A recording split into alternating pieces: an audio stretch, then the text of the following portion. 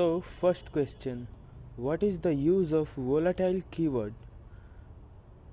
The C's volatile keyword is a qualifier that tells the compiler not to optimize when applied to a variable. By declaring a variable volatile, we can tell the compiler that the value of the variable may change at any moment from outside of the scope of the program. A variable should be declared volatile whenever its value could change unexpectedly and beyond the comprehension of the compiler.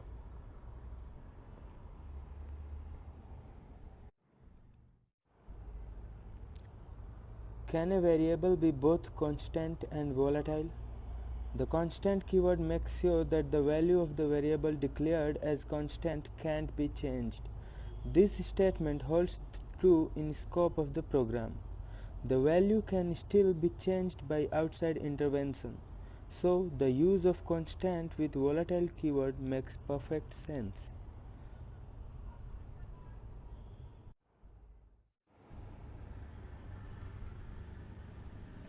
Question number 3. Can a pointer be volatile?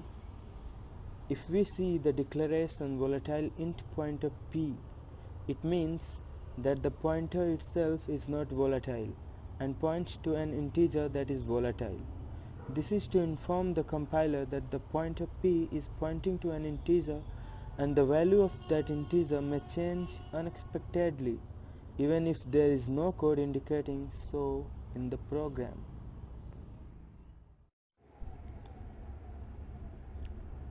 Question number 4. What is size of character integer? Integer pointer, character pointer.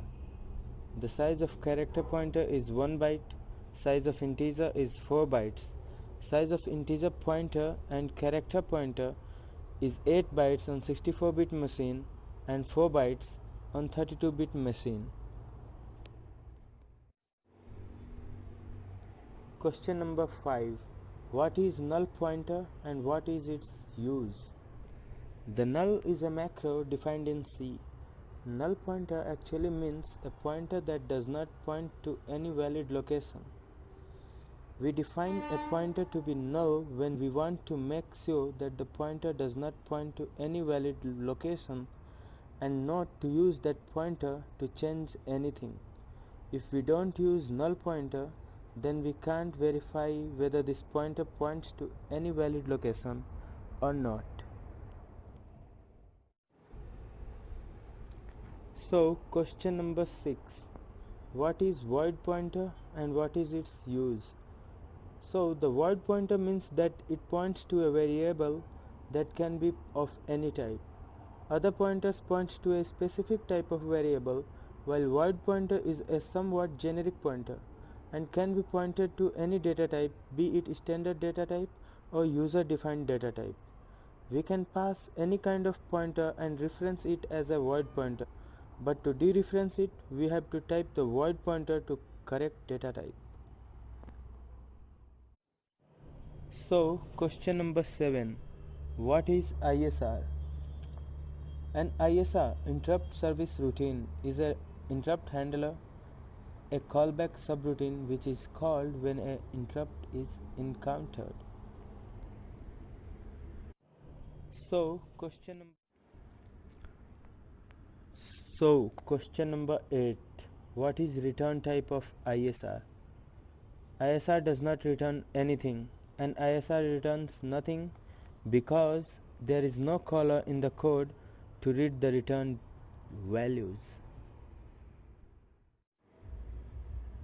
So question number 9. What is interrupt latency? Interrupt latency is the time required for an ISR response to an interrupt.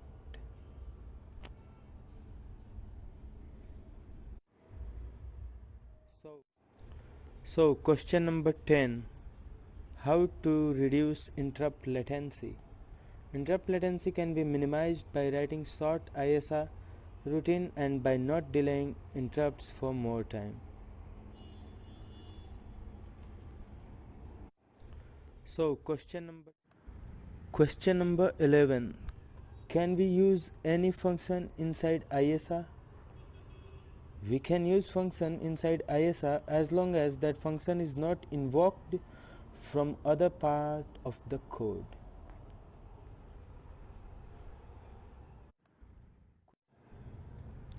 So, question number 12. Can we use printf inside ISR? Printf function in ISR is not supported because printf function is not reentrant, thread safe and uses dynamic memory allocation, which takes a lot of time and can affect the speed of ISR up to a great extent. Question number 13. Can we put breakpoint inside an ISR? Putting a breakpoint inside ISR is not a good idea because debugging will take some time and a difference of half a more second will lead to different behavior of hardware. To debug ISR, definitive logs are better. Question number 14. Can static variables be declared in a header file? A static variable cannot be declared without defining it. A static variable can be defined in the header file, but doing so, the result will be having a private copy of that variable in each source file, which includes the header file. So it will be wise not to declare a static variable in header file unless you are dealing with a different scenario. Question number 15. Is count down to 0 loop better than count up loops? Count down to 0 loops are better. Reason behind this is that loop termination comparison to 0 can be optimized by the compiler. Most processors have instructions for comparing to 0, so they don't need to load the loop variable and the maximum value, subtract them and then compare to 0. That's why count down to 0 loop is better. Question number 16. What is inline functions? The ARM compilers support inline functions with the keyword inline, _inline. These functions have a small definitions and the function's body is substituted in each call to the inline function.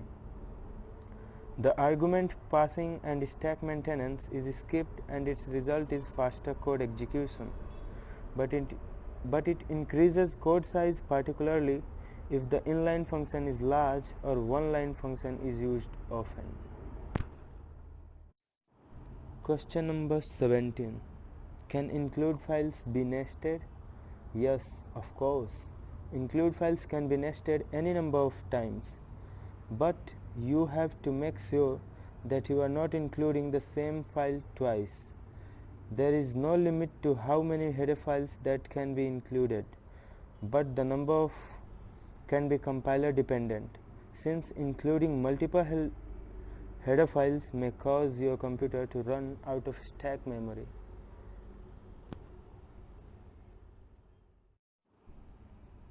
Question number 18. What are the uses of keyword static? Static keyword can be used with variables as well as functions.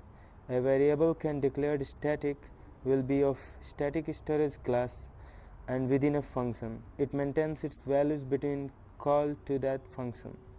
A variable declared as static within a file, scope of that variable will be within that file, but it can't be accessed by other files. Functions declared static within a module can be accessed by other functions within that module. That is, the scope of the function is localized to the module within which it is declared. Question number 19. What are the uses of keyword volatile? Volatile keyword is used to prevent compiler to optimize a variable which can change unexpectedly beyond compiler's comprehension. Suppose we have a variable which may be changed from scope out of the program, say by a signal. We do not want the compiler to optimize it. Rather than optimizing that variable, we want the compiler to load the variable every time it is encountered. If we declare a variable volatile, compiler will not catch it in its register. Question number 20. What is top half and bottom half of a kernel? Sometimes to handle an interrupt, a substantial amount of work has to be done, but it conflicts with the speed need for an interrupt handler. To handle this situation, Linux splits the handler into two parts, top half and bottom half. The top half is the routine that actually responds to the interrupt. The bottom half, on the other hand, is a routine that is scheduled by the upper half to be executed later at a safer time. All the interrupts are enabled during execution of the bottom half. The top half saves the device data into a specific buffer, schedules bottom half and exits. The bottom half does the rest. This way the top half can service a new interrupt while bottom half is working on the previous. So, question number 21. What is the difference between a hard real-time and soft real-time operating system? A hard real-time system strictly adheres to the deadline associated with the task. If the system fails to meet the deadline even once, the system is considered to have failed.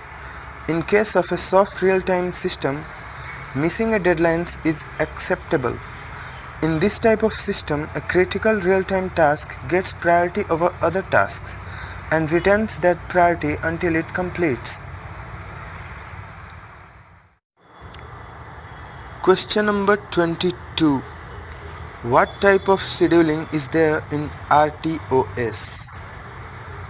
RTOS uses preemptive scheduling. In preemptive scheduling, the higher priority task can interrupt a running process and the interrupted process will be resumed later. Question number 23. What is priority inversion? If two tasks share a resource, the one with the higher priority will run first. However, if the lower priority task is using the shared resource, when the higher priority task becomes ready, then the higher priority task must wait for the lower priority task to finish. In this scenario, even though the task has higher priority, it needs to wait for the completion of the lower priority task with the shared resource. This is called priority inversion. So, question number 24.